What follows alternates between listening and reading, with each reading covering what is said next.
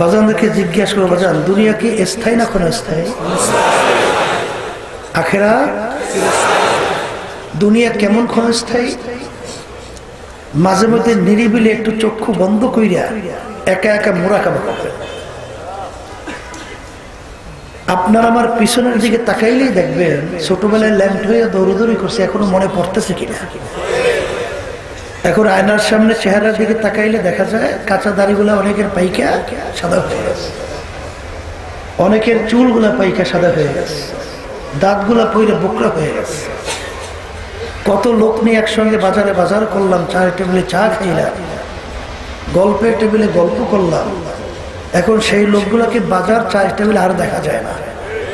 আর এমন একটা ব্যাপার, দেখা যায় তো না কোনোদিন, আর দেখা যাবেও না, ঠিক না? কিয়ামতের ময়দানে একজন আর একজনকে জিজ্ঞাসা করে, ভাই আমরা দুনিয়ার ভিতরে কতদিন ছিলাম? কাম লাবিস্তু, একজনে উত্তর দেবে লাবিসনা ইয়াউমান আও বাউযা ইয়াউম, একদিন অথবা একদিনের কিছু অংশ আমরা দুনিয়াতে ছিলাম। আর একজন বলবে, না তুমি কি বলছো, আমার বুঝে আসে না।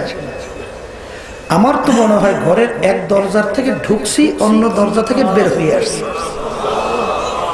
ফাস আলিল আদি, যারা হিসাব রাখছে তারাই একমাত্র বলতে পারবে যে দুনিয়াতে আমরা কতক্ষণ ছিলাম। আমার তো মনে হয় ঢুকলাম বের হইলাম। এরকম চক্ষু বন্ধ করে প্রত্যেকের ইতিহাস পিছনে তাকাইলে মনে হয় না সব স্বপ্নের মতো মনে হয় না? এরকম করতে করতে একদিন ঘোষণা হবে অমুকে আর দুনিয়াতে নাই।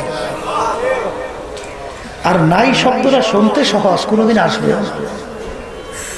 আর দুনিয়া মাজরাতুল আখিরা, ওই যে স্থায়ী জিন্দিগি যার শুরু আছে আর শেষ নাই, ওই জিন্দিগির সম্বল এই ক্ষণস্থায়ী দুনিয়ায় থাকা অবস্থায় কামাই করার পরেই রওনা করতে হবে। কথা ঠিক না? এই বুঝটা দেওয়ার জন্যই চরমনের নমুনার মাহফিল। এখানে আসলে আপনি মামলার মোকদ্দমা, মামলার বিভিন্ন তদবিরের মাধ্যমে পরিত্রাণ পাবেন। আপনার রোগ ব্যাধি হয়েছে, এখানে আসলে ভালো হবে।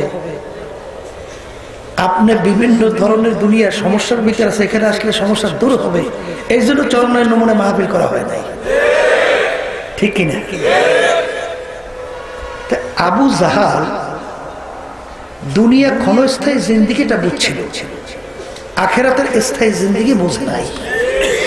তাই যে নাকি স্থায়ী জিন্দিগিকে ধ্বংস করে অস্থায়ী জিন্দিগির পিছনে পড়িয়া, সে বোকা না বুদ্ধিমান? এই বোকাদের নেতৃত্ব দিত আবু জাহাল। এই জন্য আল্লাহ এবং আল্লাহর রাসূল ওর উপাধি দিয়েছে আবু জাহাল, মূর্খের বাপ। কথা ঠিক? আবু জাহাল মার্কারা বুঝবে না, আমি প্রথমেই বলছিলাম। কথা ঠিক না? আল্লাহ রাসূল সাল্লাল্লাহু আলাইহি ওয়াসাল্লাম অসংখ্য মুজিজা দেখার পরেও কিন্তু আবু জাহাল মার্কা ওদের ঈমান আসে নাই, আর অবস্থারও পরিবর্তন আসে নাই। আসছে? আল্লাহর হাবিবের দরবারে মায়ের কোলে দুধ পানকারী একটা বাচ্চা নিয়ে আসছে আল্লাহর হাবিবের কাছে দোয়ার জন্য। আল্লাহ রাসূল সাল্লাল্লাহু আলাইহি ওয়াসাল্লাম বাচ্চাটাকে দেখা মিসকি মিসকি হাসতেছে। হাইসে আল্লাহর নবী বাচ্চাটাকে প্রশ্ন করলো, হে বাচ্চা বলো তো আমি কে? মায়ের দুধ পানকারী বাচ্চা। আল্লাহর কুদরত, বাচ্চার জবান খুলে গেছে। বাচ্চা বলতেছে, আপনি মুহাম্মদুর রাসূলুল্লাহ সাল্লাল্লাহু আলাইহি ওয়াসাল্লাম। এই ঘটনা আবু জাহাল মার্কা কাফেরেরা দেখাশোনার পরেও ওদের কিন্তু ঈমান নসিব হয় নাই। হয়েছে? এরকম আবু জাহাল মার্কা আল্লাহর হাবিবের জমানায় ছিল, মাঝখানেও গেছে, বর্তমানেও আছে, কিয়ামত পর্যন্ত থাকবে। এরা বুঝবে না, ঠিক না? এক শ্রেণী আসবে, দেখবেন দেখি সর্বনায় হুজুরে কি দোষ ধরা যায়, চলো একটু দেখে আসে। সমালোচনা করবে কিভাবে? আছে না নাই? সর্বনায় হুজুরের সমালোচনা করলে তুমি নাজাত পেয়ে যাবে, তাহলে সমালোচনা করো, অসুবিধা নাই। কি জোরে বলতে বলতে একদল বাইরিছে হিংসা, মোটে সহ্যই করতে পারে না। চরমনাই এসে কোথায়? 713 নদীর পার, এখানে সে মাতুব্বারি করে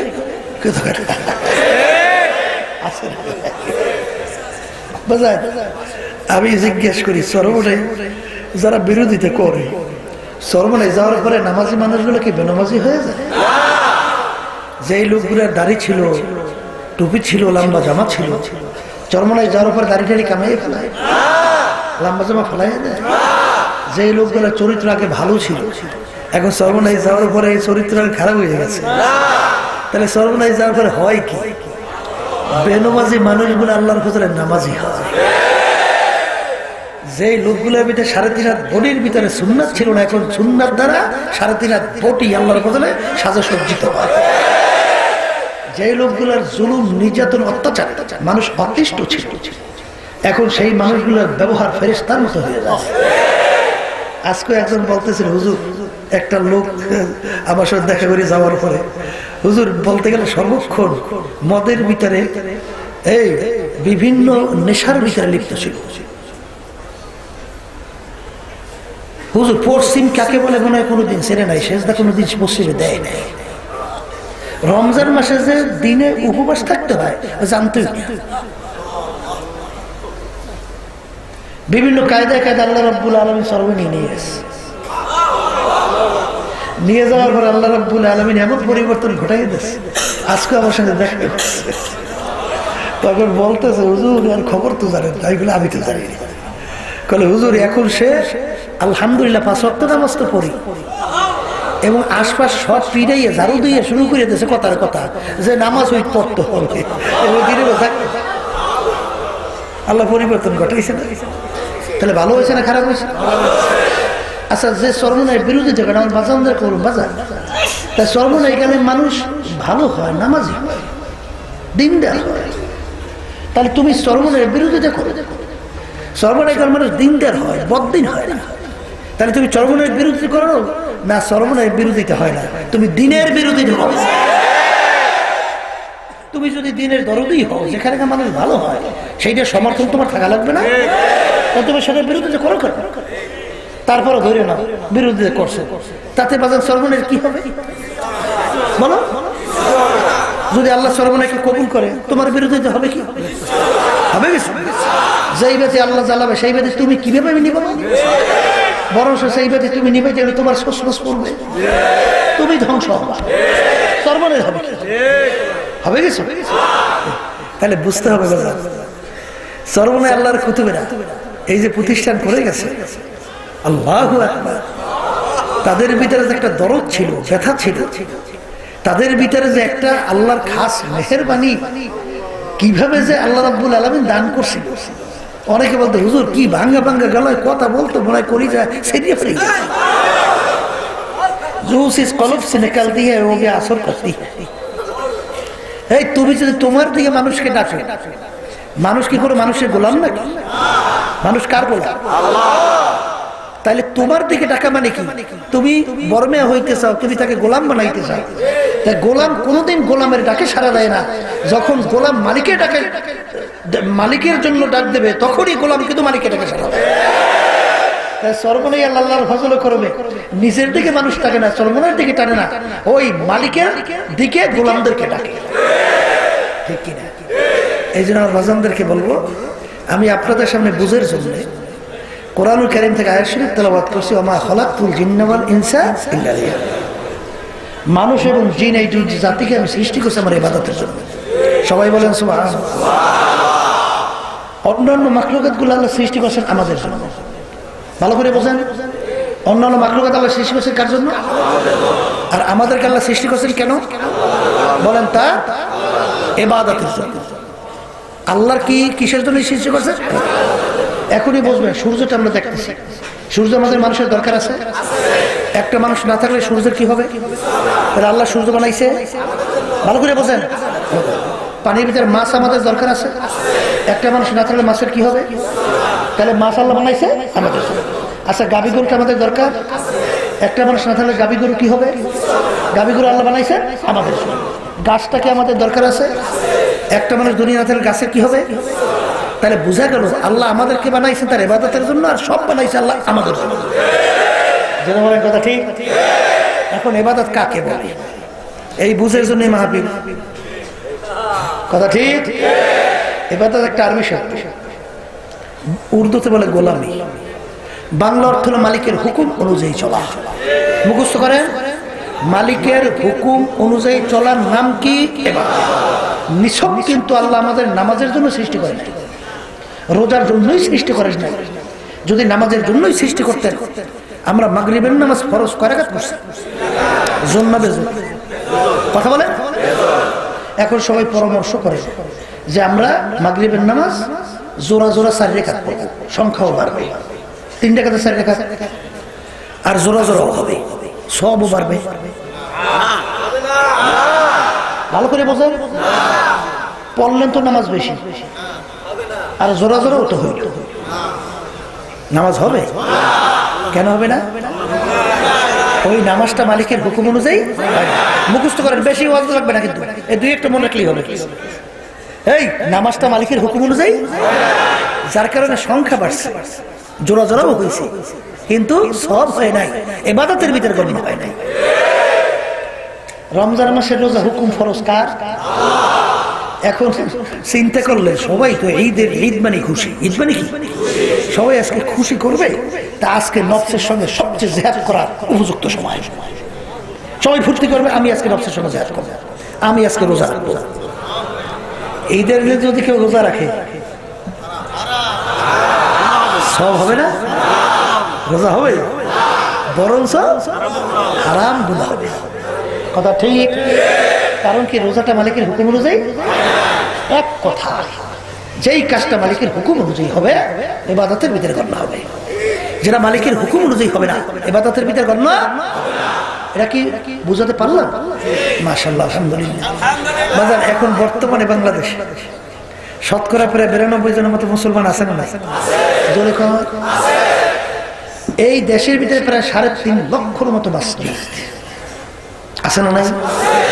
তাই 3.5 লাখ মসজিদের মধ্যে ইমাম মুয়াজ্জিন প্রায় 7 লাখ না? এই দেশের ভিতরে 70,000-এর মতো ছোট বড় মাদ্রাসা, লক্ষ লক্ষ ওলামায়ে কেরাম তালেবে ইলম আছে না? এই দেশের ভিতরে আজানের শব্দ শুনে বাচ্চারা তাদের ঘুম ভেঙে যায়, আর আজানের শব্দ শুনে বাচ্চাদের মায়ের কোলে ঘরে যায়। কথা ঠিক। তাহলে এই দেশকে, ঢাকা শহরকে বলা হয় মসজিদের নগরী বলা হয়, বুঝলেন না? তাই মসজিদের নগরী বলা হয় ঢাকা শহরকে। এত মসজিদ, এত মাদ্রাসা, এত ওলামায়ে কেরাম, এত তালেবে ইলম, এত কলেমা মুসলমান, শতকরা 99%। এই দেশের ভিতরে মুসলমান সন্তানদের ভিতরে দলের মতের অভাব না। কথা কয়। আমি জিজ্ঞাসা করি, বাবা আমরা যারা কলেমা পড়ছি সবের কলেমা এক না ভিন্ন? মুখ খুলে বললেন। আল্লাহ রাসূল, কোরআনুল কারীম, হাদিস, বেহেশত জান্নাত, কবরে প্রশ্ন সর্বদাই আলাদা যখন করবে ভিন্ন, আক্রোশী আলাদা ভিন্ন, চন্দ্রফরা লাগু ভিন্ন, তাবলিগ লাগু ভিন্ন, এই আওয়ামী লীগ লাগু ভিন্ন, বিএনপি জামাত, সব প্রশ্ন 3টা। কয়টা? 3টা। আচ্ছা, তাহলে বুঝে গেল কলেমা, কোরআন কারীম, হাদিস, নবী, কবরের প্রশ্ন 3টা সবার জন্য। যেই আল্লাহর ইবাদত আমি করি আপনিও করে, তাইলে এত পৃথক দল বানাইলো কারা? এইটা কিন্তু বোঝা লাগবে। আর এইটা এত গুরুত্ব কেন বোঝান? আল্লাহ রাসূল সাল্লাল্লাহু আলাইহি ওয়াসাল্লাম প্রায় 1500 বছর আগে সাহাবায়ে কেরামদেরকে লক্ষ্য করে বলছিলেন, এ আমার উপস্থিত সাহাবায়ে কেরাম, কিয়ামত পর্যন্ত উম্মতেরা, আমার আগের নবীর উম্মতের ভিতরে 72 দল ছিল, বনি ইসরাঈলের মধ্যে আমার উম্মতের ভিতরে 73 দল হবে। এরা কিন্তু আল্লাহর নবীর উম্মত, যারা নবীকে নবী মানে, এদের ভিতরে দল হবে কয়টা? এই 73 দলের ভিতরে আল্লাহ নবী বলতেছেন 72 দল জাহান্নামে চলে যাবে। জোরে চিৎকার মেরে বলেন নাউজুবিল্লাহ। কথাটা আমি বলছি, কোন পীর মুফতি মুহাদ্দিস, আল্লাহ রাসূল সাল্লাল্লাহু আলাইহি ওয়াসাল্লাম শুনাইতেছে, ঠিক না? এখন আমার বাজানদেরকে বলবো, সাহাবায়ে কেরামরা প্রশ্ন করলেন, ইয়া রাসূলুল্লাহ, ইয়া হাবিবাল্লাহ, আপনার উম্মতের ভিতরে যদি 73 দল হয়, এর ভিতরে 72 দল যদি জাহান্নামী, একদল বেহেশতি হয়, কোন দল বেহেশতি হবে তার পরিচয় কি? ওয়াজ কিন্তু কাটা কাটা কথা, ঠিক না? যখন আল্লাহর হাবিবকে প্রশ্ন করলেন, আল্লাহ নবী উত্তর দেয় যে 73 দলের ভিতরে মা আনা আলাইহি ওয়া আসহাবি, ভালো করে বোঝেন, আমি এবং আমার সাহাবায়ে কেরাম। এই কিন্তু শুরু হয়ে গেছে নিপ্তি পরীক্ষার যন্ত্র। আমি এবং আমার সাহাবায়ে কেরাম। সাহাবা কাকে বলে? সাহাবী যারা ঈমান সহকারে আল্লাহ রাসূল সাল্লাল্লাহু আলাইহি ওয়াসাল্লামকে স্বচক্ষে দেখছে, তাদেরকে বলে কি? সাহাবায়ে কেরামদেরকে বলতেছেন, আল্লাহ নবী বলতেছেন আমি এবং আমার সাহাবায়ে কেরাম যেই পথ, যেই মত, যেই নীতি, যেই আদর্শ, যেই সূরা, যেই সিরা, যেই আকীদার মধ্যে আছি, কিয়ামত পর্যন্ত যারা এই নিয়মে থাকবে তারাই নাজাত পেয়ে জান্নাত। এখন আমার বাজারদেরকে বলবো, বাজারে কিন্তু বিভিন্ন মাল বিক্রেতা মাল নিয়ে আসে না? সবাই তো বলে আমার মালটা ভালো, না কেউ বলে খারাপ? সবাই বলে কিনা আমার মালটা ভালো? আচ্ছা আচ্ছা, কিন্তু যে ক্রেতা তার ক্রয় করার সময় কিন্তু যাচাই বাছাই করে কিনতে হবে। সে যদি যাচাই বাছাই করে না ক্রয় করে তাহলে সে কিন্তু ক্ষতিগ্রস্ত হবে। ঠিক? আমরা সর্বদাই আলাদা জাহান্নাম এবং জান্নাতের রাস্তা একটা দেখানোর চেষ্টা করি, কি করি? আমরা কি বলি? বাজার যদি এই পথে চলতে পারেন তাহলে আল্লাহর ফজল করবে, আপনারা নাজাত পেয়ে জান্নাতে যাইতে পারবেন, জাহান্নাম থেকে বাঁচতে পারবেন। বলি না? বলি না? আবার আটরশি, চন্দ্রপাড়া, রাজারবাগ, দেওয়ানবাগ, মাইজবান্ডার, সুরেশ্বর, তারাও তো একটা পথ দেখায় যে এই পথে তোমরা যদি চলতে পারো জান্নাতে যাইতে পারবা, জাহান্নাম থেকে বাঁচতে পারবা। কথা ঠিক? তাবলীগ, ফুরফুরা, জৈনপুর, আরো এই বিভিন্ন কাজ দেখা যায়, এরাও তো পথ দেখায়। কথা বলে না? দেখায় না? না দেখায় না? এখন আমার বাজানদের কি বাজার, কবরে কি কোন পরিচয় আছে? তুমি সর্বনের লোক কিনা? একটু মুখ খুলে করলে। তুমি তাবলীগের লোক কিনা? তুমি জামাতের লোক কিনা? তুমি আটরশি, চন্দ্রপাড়া, রাজারবাগ, দেওয়ানবাগ, মাইজবান্ডার, এই তুমি আওয়ামী লীগের না জাতীয় পার্টি না বিএনপি? এ কোনো প্রশ্ন কবরে নাই? কবরে প্রশ্ন 3টা, মান রব্বুকা। এর ভিতরে পাইছেন তুমি সর্বনের কিনা? তাবলীগ বা মুসলমান? আচ্ছা, পারি নাই। 2 নম্বর প্রশ্ন আমার দীনুকা, এর ভিতরে কি পাইছেন? এর ভিতরে নাই। 3 নম্বর প্রশ্ন আমার নাবিয়ুকা, আল্লাহর হাবিবকে দেখাইবেন মান হাদার রাজুল, বলো ব্যক্তি কে? এই 3 প্রশ্ন ভিতরে পাইছেন তুমি সর্বনে আওয়ামী লীগ, দেওয়ানবাগ, রাজারবাগ, সুরেশ্বর? পান নাই। আচ্ছা, মাইজবান্ডার? পান নাই। আচ্ছা, এখন আসে, যদি নাই পেয়ে থাকে, আমি আগেই আপনাদেরকে নিপ্তি বলছিলাম যাচাই, সাহাবায়ে কেরামরা আমল কাজ এই যখন মেলবে জান্নাতে। যেরকম বর্তমানে একদল বাবা ভাই রয়েছে দাঁড়িয়ে, কথা কন আছে?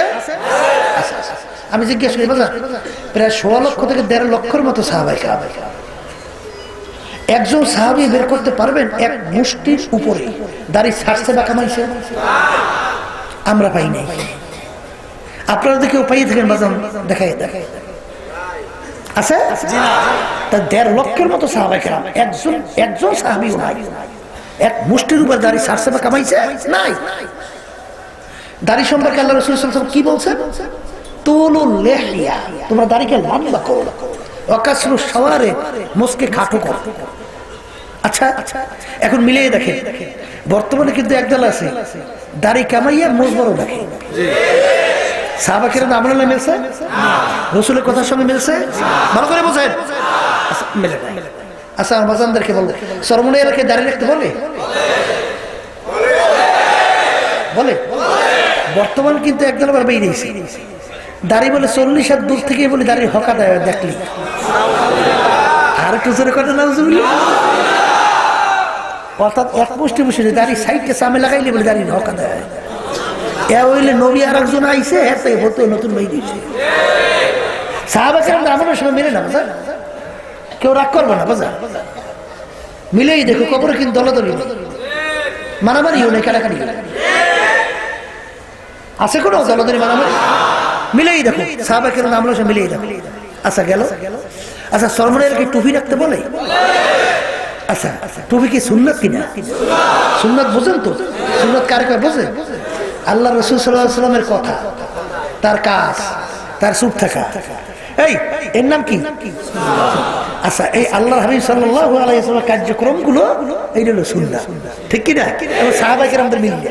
আচ্ছা আসেন, তাহলে আল্লাহ রাসূল সাল্লাল্লাহু আলাইহি ওয়াসাল্লাম টুপি রাখছে, সাহাবায়ে কেরামরা রাখছে। এখন টুপি যে রাখবেন, বিজাতিদের টুপি না হইলেই ওটা দ্বারা সুন্নাত আদায় হবে। বিজাতিদেরকে ওটা টুপি বলে না, ক্যাপ বলে। ক্যাপ কি বলে? তাহলে বিজাতির সঙ্গে না মিললে ওটা দ্বারা টুপির সুন্নাত কি হবে? আমরা পাস করলে টুপি মাথায় দিই কেন?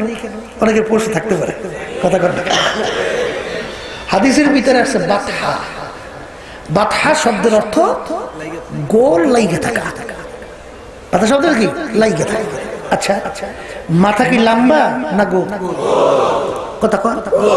তাহলে টুপিটা হইবে পাইলাম।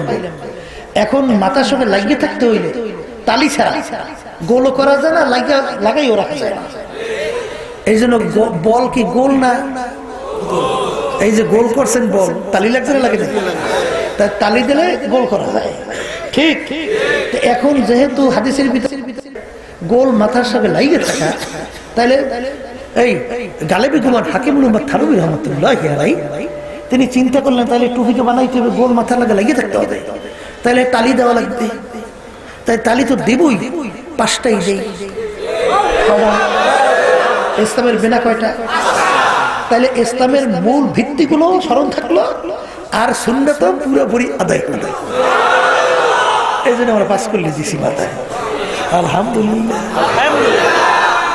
লাম্বা জামা গায়ে দেবেন, লাম্বা কোন পর্যন্ত বলেন? নিসফ সাক। হাদিসের ভিতরে শব্দ কি আছে? নিসফ সাক কাকে বলে? হাঁটু, এই পায়ের গিরা, মোড়ে যে গিরা আছে না, এই হাঁটু এবং গিরার মাঝ বরাবর সাক বলা হয়। এই মোটা হাড্ডিটাকে, এই হাড্ডি এই আর মাঝ বরাবর, হাঁটু এবং গিরার মাঝ বরাবর জামা লম্বা হওয়া লাগবে। কথা বোঝা? আচ্ছা, সলমনে এবার কি লম্বা জামা গায়ে দিতে কয়? নিসফ সাক কোনটা? কথা কই না একটু? টুপি তাহলে মাথায় দিতে কয় না? এখন আমরা গোল জামা গায়ে দিই কেন? অনেক বলতে হুজুর গোল জামা দেয় কেন? কারণ আছে না? গোল জামা গায়ে দিয়ে এই জামা যদি ফাড়া হয়, যদি আপনি বাথরুমে বসেন, প্রস্রাবখানায় বসেন, তখন পিছন থেকে কিন্তু জামাটা পরিয়ে যাওয়ার সম্ভাবনা খুব বেশি। ওরা জোর করিয়ে অনেক সময় আটকাই রাখা যায় না, খেয়ালও থাকে না, একটু লড়ছে কিন্তু ছুটি গেছে। তখন নিচে তো ময়লা থাকতে পারে, নাপাক থাকতে পারে, তখন জামাটা লাগে নাপা লাগিয়ে যেতে পারে না? পারে। এরপরে গরমের দিন আপনি কাজ করছেন ক্ষেত কামারের রাস্তায়, ঘামে তো আপনার শরীর একটা ভিজে গেছে, ওদের লঙ্গিটাও পুরান হয়ে গেছে। লঙ্গিটা কি হয়ে গেছে? পুরান হয়ে গেছে। এখন নামাজের ভিতরে সেজদায় গেছে, অনেক সময় কিন্তু মানে ওই ঘাম থাকার কারণে লঙ্গি টান হয়ে যাচ্ছে, হয় কি হয় না? ওদেরকে লঙ্গিও নরম, আর ঘামও তো নুন।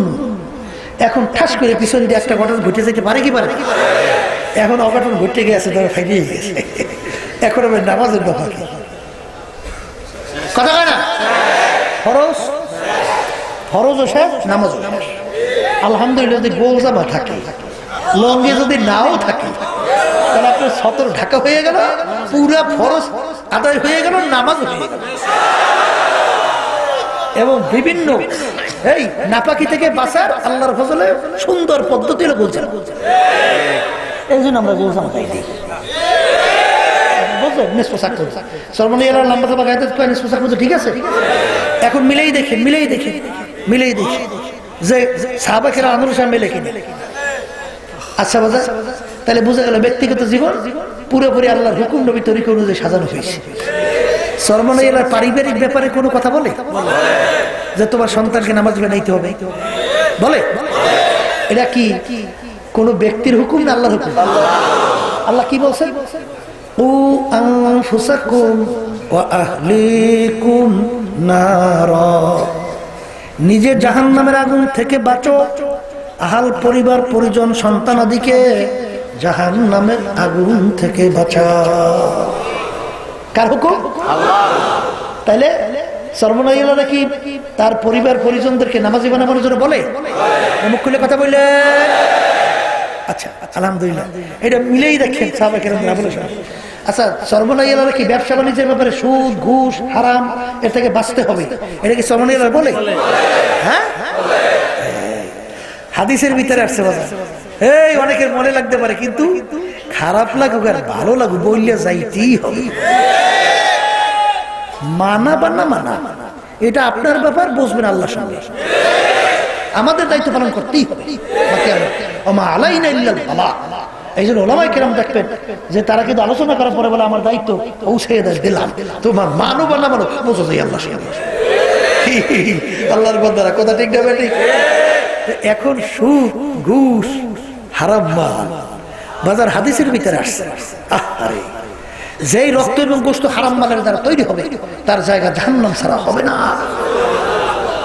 আল্লাহ রাসূল সাল্লাল্লাহু আলাইহি ওয়াসাল্লাম বলেছেন, আপনি নামাজ পড়তে পড়তে কপালে দাগ পড়তে পারে, 10 বার হজ করতে পারে, আপনি সারা রাত তাহাজ্জুদে নামাজ পড়তে পারেন, তাসবিহ আমল জিকির করতে পারেন, কিন্তু হারাম মালের দ্বারা রক্ত এবং গোশত তৈরি হলে তার জায়গা জাহান্নাম ছাড়া হবে না। আল্লাহ রাসূল সাল্লাল্লাহু আলাইহি ওয়াসাল্লাম হাদিস। এখন বাজানদেরকে বলবো, বাজার সরমানিদেরকে হারাম থেকে বাঁচতে বলে বর্তমানে কি এক শ্রেণী আমার বাবাদের কথা শোনা যায়, দেখাও যায়, নামাজও করে, হজও করছে, জিকিরও করে, ওদিকে ব্যবসা বাড়াবার জন্য, সম্পদ বাড়াবার জন্য সুদের সঙ্গে ব্যবসা জড়ায়। জোরে চিৎকার বাড়ি বলেন আছে না? সুদের 70টা মতো গুনাহ, এর ভিতরে ছোট্ট গুনাহ ঘৃণা জমাবার জন্য, নাউজুবিল্লাহ, মায়ের সবে অপকর্মে লিপ্ত হওয়া, নাউজুবিল্লাহ, এত বড় ঘৃণিত যে আল্লাহকে বিশ্বাস করে, ঈমান আছে, হুঁশ থাকতে, জীবন থাকতে সে কোনোদিন সুদের ব্যবসার সঙ্গে জড়াতে পারে? সে কোনোদিন ব্যবসার ভিতরে ধোঁকাবাজি করে মানুষকে ঠকাতে পারে? সে কোনোদিন সরকারি দলের সঙ্গে জড়াইয়া টেন্ডারবাজি, চাঁদাবাজি, সরকারি মাল লুটপাট করতে পারে? সরমনাইয়ালারা কি এর থেকে ফেরার জন্য বলে কি বলে না? জোরে কান পাইলেন আলহামদুলিল্লাহ। সামাজিক ব্যাপারে, পড়শিদের ব্যাপারে আল্লাহ এবং আল্লাহ রসুলের কোন হুকুম আছে না? নাই। আহলে জার অর্থাৎ আপনার পড়শি, আল্লাহ রসুল সাল্লাল্লাহু আলাইহি ওয়াসাল্লাম বলছেন যে আহলে জারের ব্যাপারে এমন তাকিদ গুরুত্ব দিয়েছেন, সাহাবায়ে কেরাম এক পর্যায়ে বলতেছেন, ইয়া রাসূলুল্লাহ হাবিবাল্লাহ, আমরা ইন্তেকালের পরে আমাদের পড়শিরা কি আমাদের জমি জামার ওয়ারিস হবে নাকি?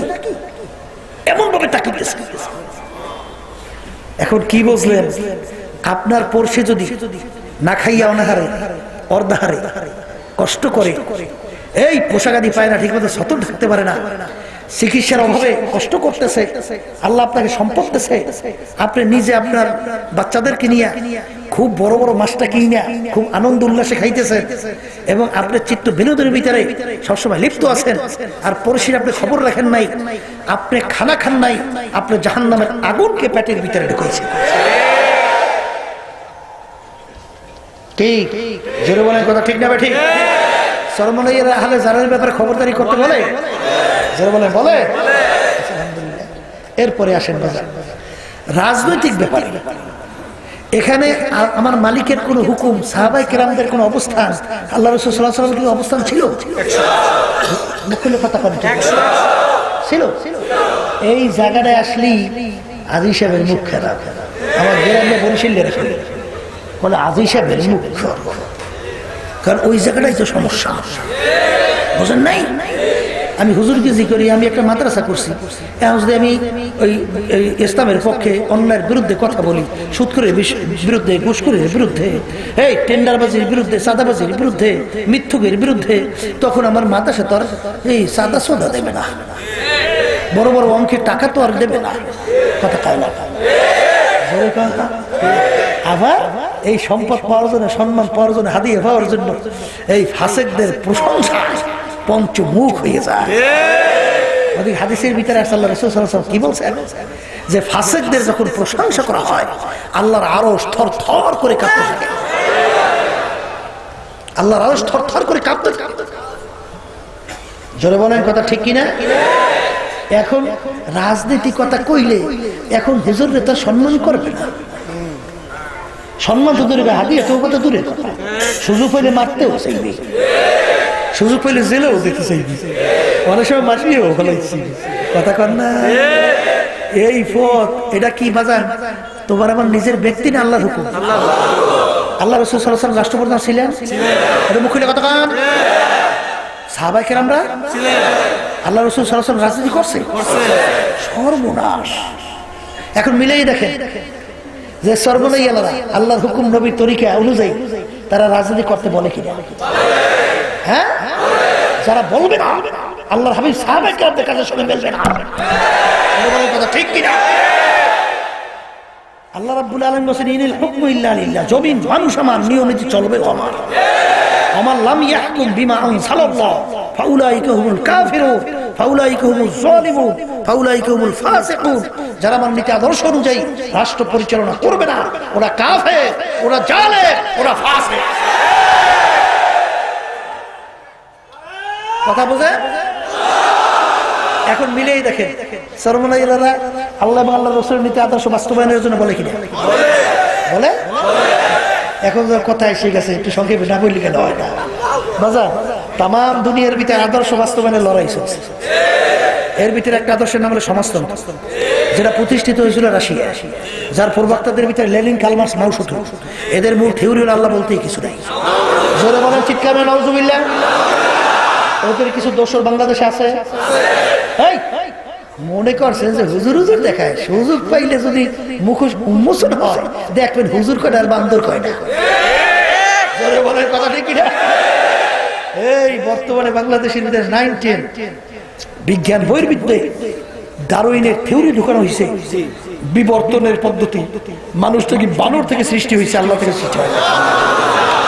শিক্ষা পাবে নাউজুবিল্লাহ।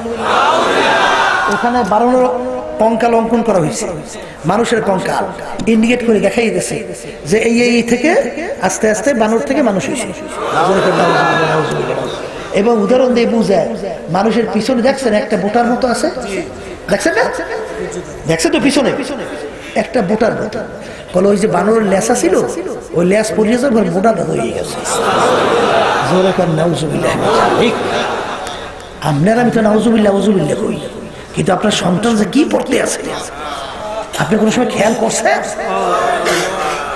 এক পর্যায়ে আপনার সন্তান আপনাকে তো ঘৃণা করবে যে আব্বা ওই যে ইউনিভার্সিটির কথা শুনছি ঢাকা, একটা ছেলে আফসোস করতে আছে যে আমি এখনো মানুষকে কেন বুঝাতে পারলাম না, আল্লাহ বলতেই কিছু নাই।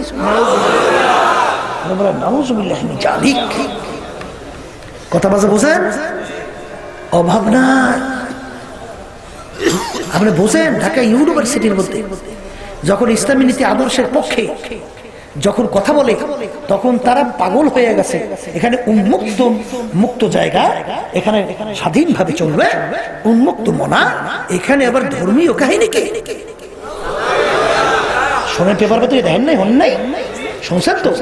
এখন বোঝেন যে তারা মনে করে আমরা হলো বান্দরের জাত। এই জন্য মাঝে মাঝে দেখেন না রাস্তার পাশে পাশে এই মানুষের ভিতরে দাঁড়াই দাঁড়িয়ে দেয় ছাড়িয়ে, অর্থাৎ প্রস্রাব করে। দেখেন নাই? আচ্ছা বলেন তো, যার ভিতরে মান, ইজ্জত, সম্মান আছে, এই কোন মানুষকে কোনোদিন মানুষের মধ্যে এরকম দাঁড়াইয়া এরকম সরঙ্গা বাড়ি করিয়া এরকম প্রস্রাব করতে পারে? ওরা কি মানুষ? ওরা ভিতরে লজ্জা শরম আছে? হ্যাঁ, আল্লাহু আকবার। লজ্জা ইমানের একটা অংশ না? আল হায়াউ শুবাতুম মিনাল ঈমান, ইমানের একটা অংশ। ওর ভিতরে ইমানের চিহ্নটুকু বলতো নাই। ও চিন্তা করছে আমার পূর্বপুরুষ হইল বান্দর, আমার পূর্বপুরুষ বান্দরে কি বৈশে প্রচার করে না, খারাইয়ে প্রচার করে? তাহলে আমার পূর্বপুরুষ খারাইয়ে প্রচার করে, আমি বসে করবো, আমিও দিলাম দাঁড়াইয়ে সারিয়া। নাহলে যার ভিতরে মানিজ্জত, হুশ, যার ভিতরে মানবতা আছে, যার ভিতরে লজ্জা শরম আছে, সে কোনোদিন মানুষের ভিতরে এরকম দাঁড়াইতে প্রচার করতে পারে? তাহলে বুঝতে হবে ওর চিন্তা তারা আলাদা। বাজার কথা ঠিক, যদি ঠিক হয় বুঝে শুনে মানুষই কবরে যাওয়া লাগবে। বলে কথা ঠিক কিনা? এই ওই নীতি আদর্শ বাস্তবায়নে একটা দল বাংলাদেশে আছে না? আর একটা নীতি আদর্শ, তার নাম হলো প্রচলিত গণতন্ত্র, যেটা বহুল প্রচলিত আমেরিকায়, যার প্রবক্তাদের ভিতরে আমেরিকার প্রাক্তন প্রেসিডেন্ট আব্রাহাম লিঙ্কন, তিনি বলছিলেন government of the people, by the people, for the people. তিনি এক কথায় বুঝাতে চায় সমস্ত ক্ষমতার মালিক জনগণ। নাউজুবিল্লাহ। ওই নীতি আদর্শ বাস্তবায়নে বাংলাদেশে একদল আছে না নাই? আরে হুজুর গো অভাব নাই, এদের সঙ্গে আতাত করে। এদের সঙ্গে জোট বাঁধে, আবার এদের সঙ্গে এক টেবিলে বসে বেপরদা অবস্থায় চা খায়, এদের সঙ্গে বসে বসে আবার মিটিং করে এক টেবিলে। কবরে কিন্তু কোনো দলাদলি নেই, আগেই বলছি। তুমি চর্মনাই না, ফুরফুরো না, সরছি না, না মাঝবান না, দেওয়ান না, রাজার বান না, আওয়ামী লীগ না, জাতীয় পার্টি না, বিএনপি, এই পরিচয় কিন্তু কবরে না। যদি না হয় তাই বাসানদাকে বলে মিলে ইয়ে কবরে, এইবার কবরে যাই।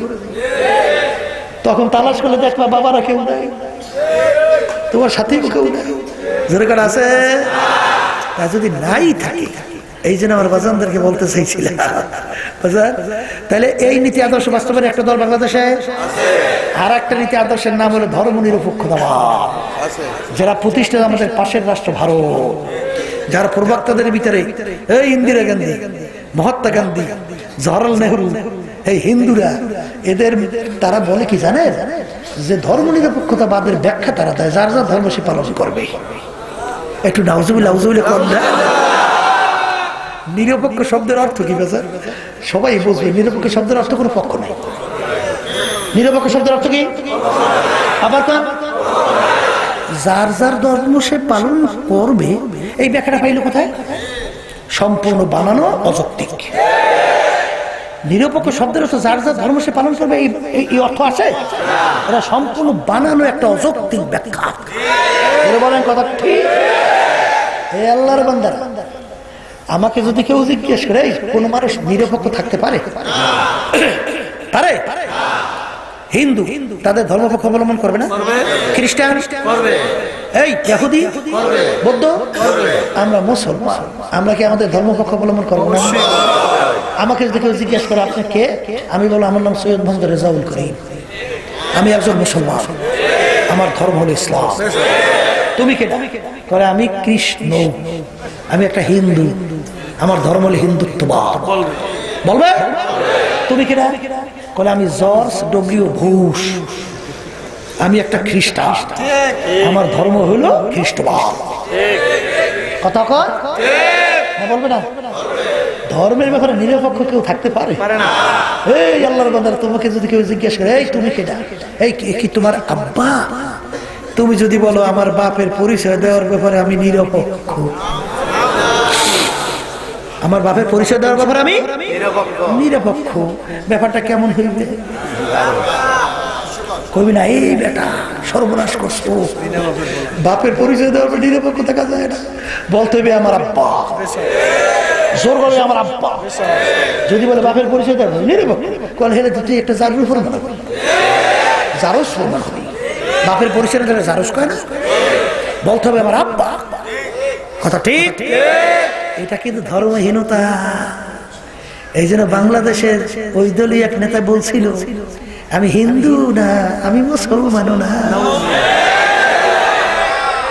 অনেক হুজুর খাজুররা সেজদাও দেয়, আবার এর ভিতরে দৌড়ায়, আবার বলে হুজুর আবার ভেসতে হুজুর, আল্লাহ মাফ করিয়ে দেন আমার এসব।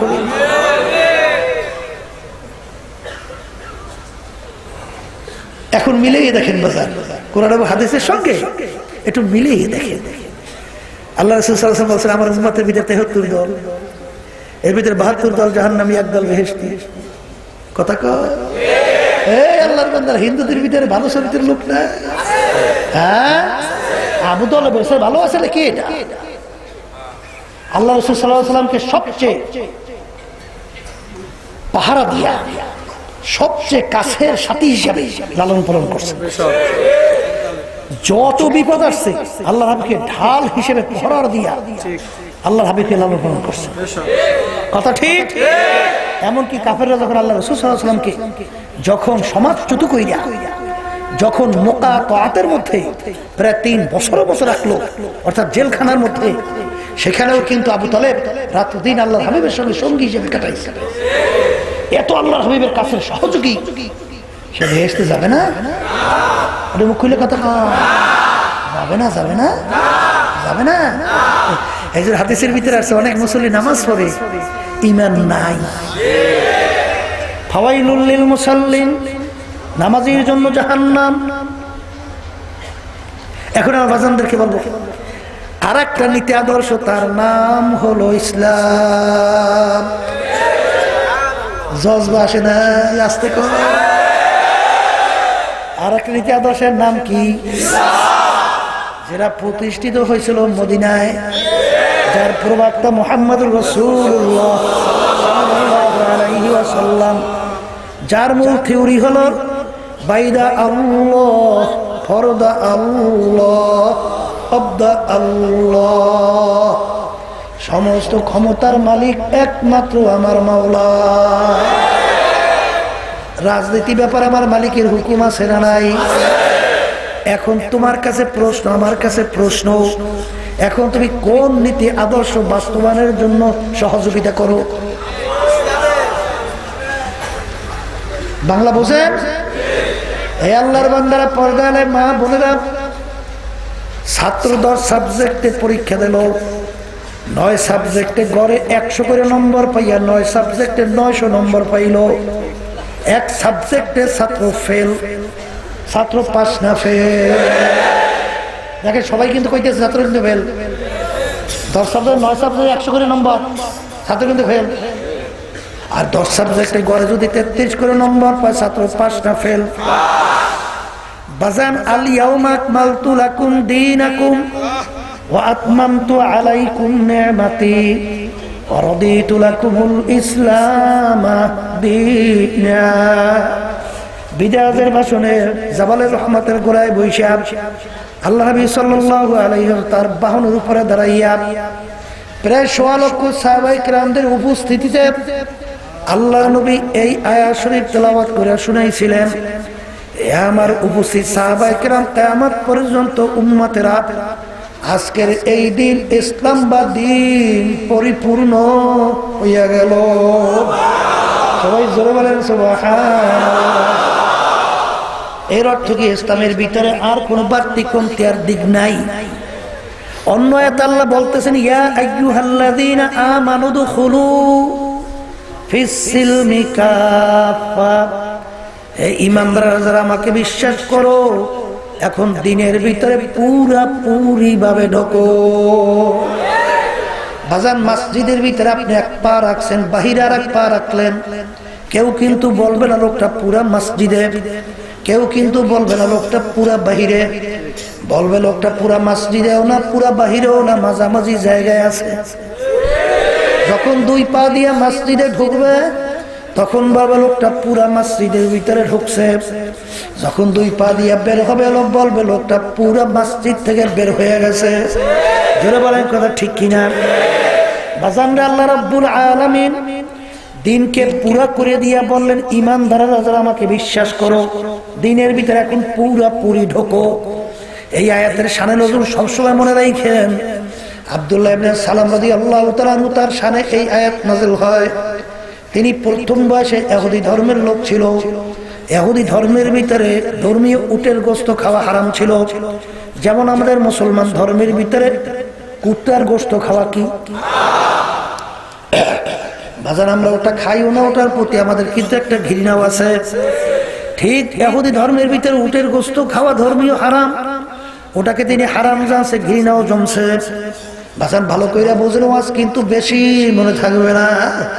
বাজার যখন নাকি তিনি মুসলমান হয়ে গেল, অন্যান্য মুসলমানদেরকে ডাক দিয়ে বলে, আমার মুসলমান ভাইরা, আমি যখন ইহুদি ধর্মের মধ্যে ছিলাম, উটের গোশত ধর্মীয় হারাম ছিল, আমি ওটাকে হারাম জানছি, খাই নাই, ওর প্রতি আমার ঘৃণা জমছে।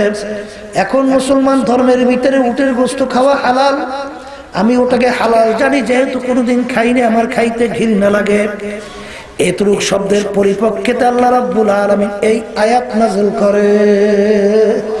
এই আব্দুল্লাহ ইবনে সালাম, আমার হালালকে হালাল জানলে হবে না, খাইয়া প্রমাণ করে দেখানো লাগবে।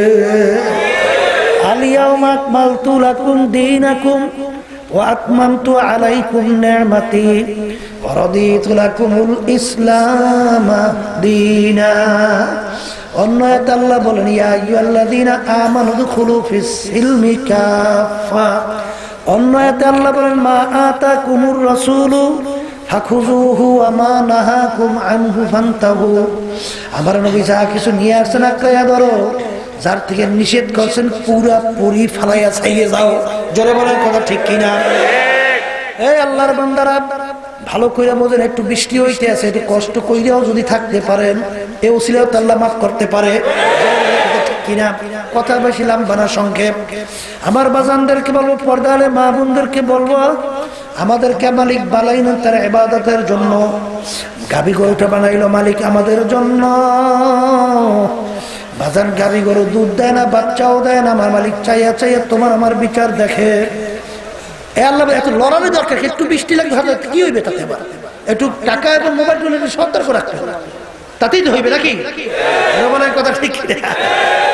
এই জন্য আমার বাজানদেরকে বলবো, বাজান গরুটাকে জবাই দিয়া গোশত পাক কইরা খাও। খাও বান্দা বান্দি, তোমার জন্যই আল্লাহ বানাইছে।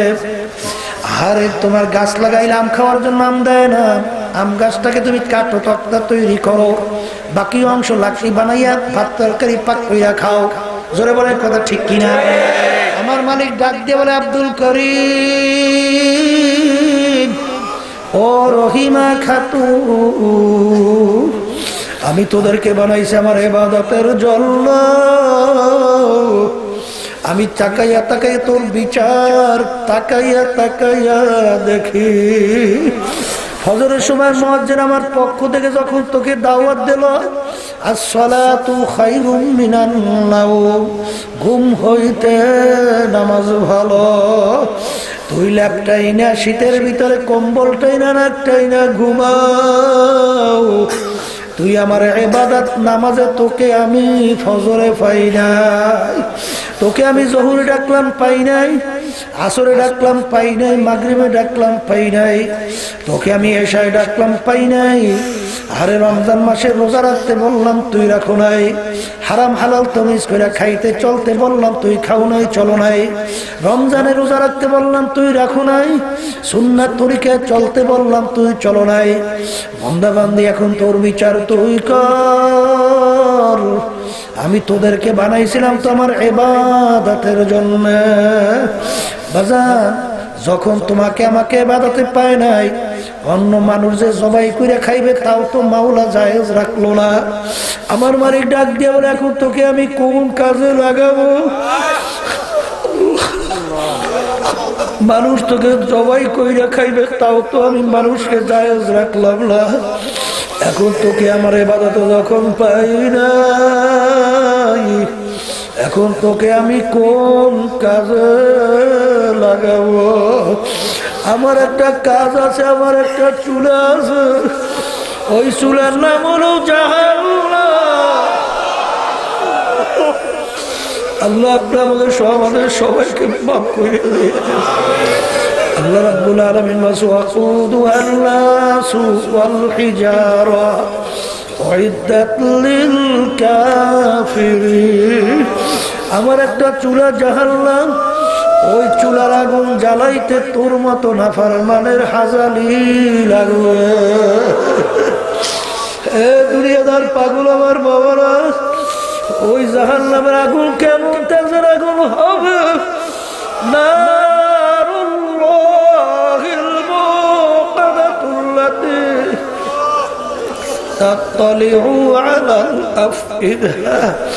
জাহান্নামের আগুন এমন তেজের আগুন হবে, আল্লাহ রাব্বুল আলামিন বলে যে শরীরের যে কোনো জায়গায় লাগার সঙ্গে সঙ্গে ওই আগুন যাইয়া কলিজা পর্যন্ত পুড়ছে।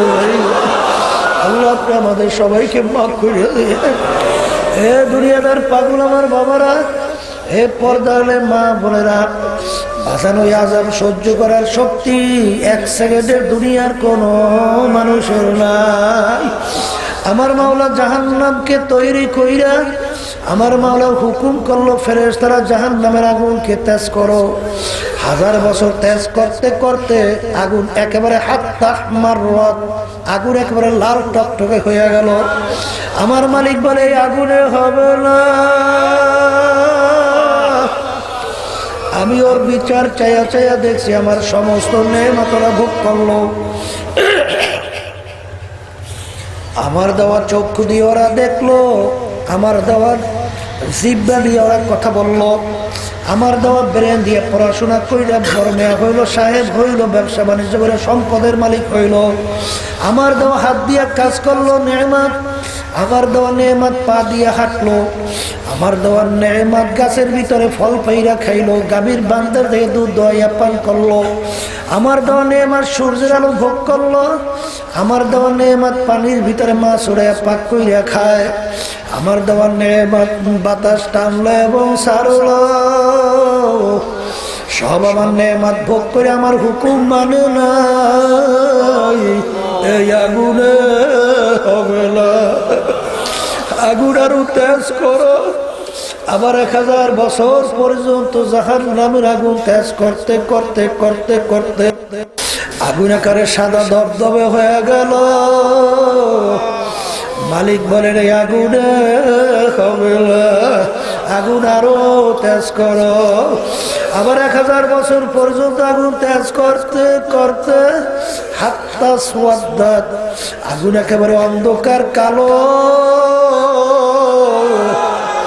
জাহান্নামের আগুনের কালো অন্ধকার অবস্থায় আছে। আল্লাহ আপনি আমাদের সবাইকে মাফ করে দিবেন। বাজার এক সময় জিবরাইল আলাইহিস সালাম আল্লাহর হাবিবের সঙ্গে দেখা করতে আসলো। ওই সময় সচরাচর জিবরাইল আমিন আল্লাহর হাবিবের সঙ্গে দেখা করতে আসে না। আল্লাহর হাবিব জিজ্ঞেস, ভাই জিবরাইল, এই সময় তো সচরাচর আপনি আসেন না, এখন কেন আসলেন? জিবরাইল সালাম বলেন, ইয়া রাসূলুল্লাহ, ইয়া হাবিবাল্লাহ, আমার মাওলা আমাকে বেহেশত এবং জাহান্নামকে দেখাইছে। ইয়া রাসূলুল্লাহ, ইয়া হাবিবাল্লাহ, আমার মাওলা যে জাহান্নামের আগুন তৈরি করছে, যে আযাব তৈরি করছে, ওই 1 সেকেন্ড আযাব সহ্য করার শক্তি দুনিয়ার কোনো মানুষের নাই। এই কথা বইলা জিবরাইল আলাইহিস সালাম কান্দে।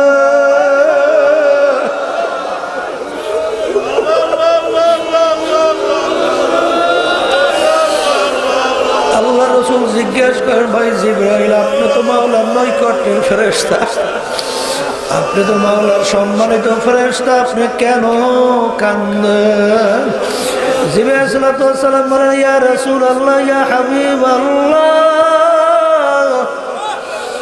ইবলিস তো মাওলার নৈকট্যের ফেরেশতা ছিল, তারপরে আমার মাওলার কি সিদ্ধান্ত হইল? হারুত মারুত তো মাওলার ফেরেশতা ছিল, তাদের ব্যাপারে মাওলার কি সিদ্ধান্ত হইল আমার তো জানা নাই। আমার ব্যাপারে আমার মাওলার কি সিদ্ধান্ত হবে, এই জন্য আমি কাঁদি। এই অবস্থা থেকে আল্লাহর হাবিব কাঁদে। জিবরাইল সাল্লাল্লাহু আলাইহি সাল্লাম চলে গেল। আল্লাহর হাবিব মসজিদের নববীর ভিতরে ঢুকলো। ঢুকে থেকে একদল সাহাবায়ে কেরামদের জামাত বৈশা বৈশা আনন্দ ফুর্তি করতেছে। আল্লাহর হাবিব বলতেছে, সাহাবায়ে কেরাম, তোমরা কি মৌতের কথা ভুইলা গেছো? তোমরা কি কবরের কথা ভুইলা গেছো? তোমরা কি জাহান্নামের কথা ভুইলা গেছো? এইমাত্র আমার কাছে জিবরাইল আমিন আসছিল। জিবরাইল আমিন জাহান্নামের যে বিবরণ শুনাইছে, ওই 1 সেকেন্ডের আযাব সহ্য করার শক্তি দুনিয়ার কোন মানুষের নাই। দুনিয়াদার পাগল আমার বাবারা, আজকে যারা দুনিয়ার পাগল হইছ, বাজান আসলে যেই মামলার তদবির নাই,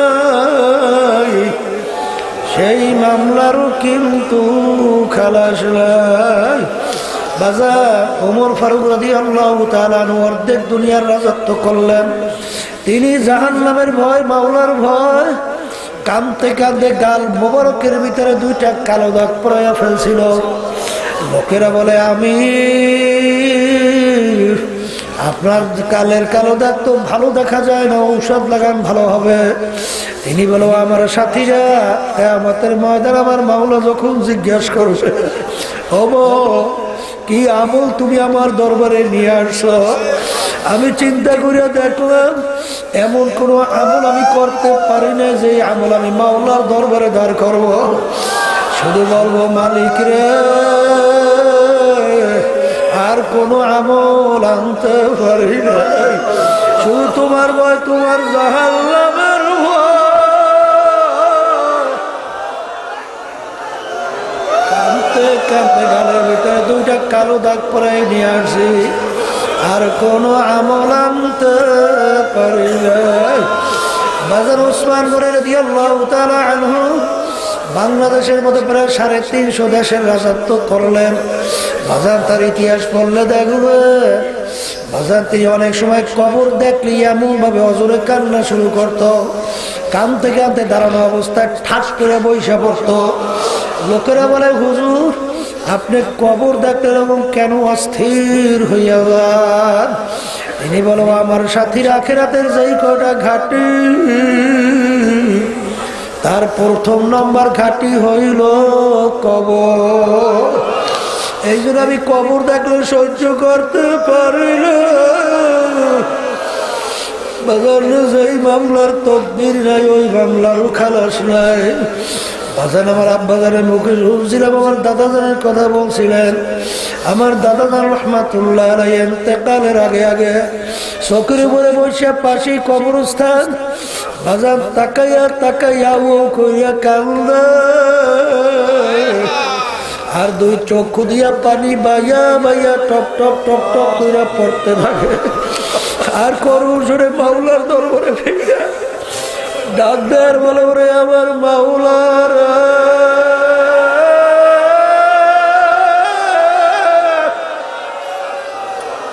ওরে আমার মাসুরে, তুমি যদি মাপ নাই করো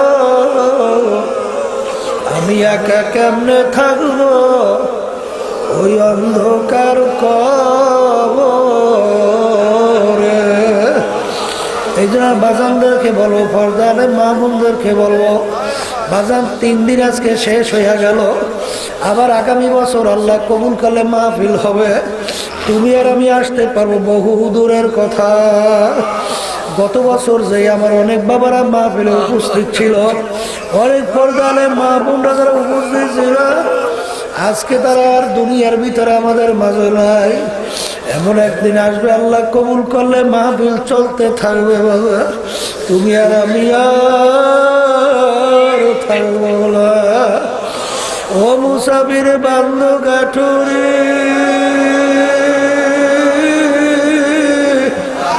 বহু দূরে ঠিকানা, আসবি জানা কাল জানা, কবর আখের ঠিকানা। আল্লাহুম্মা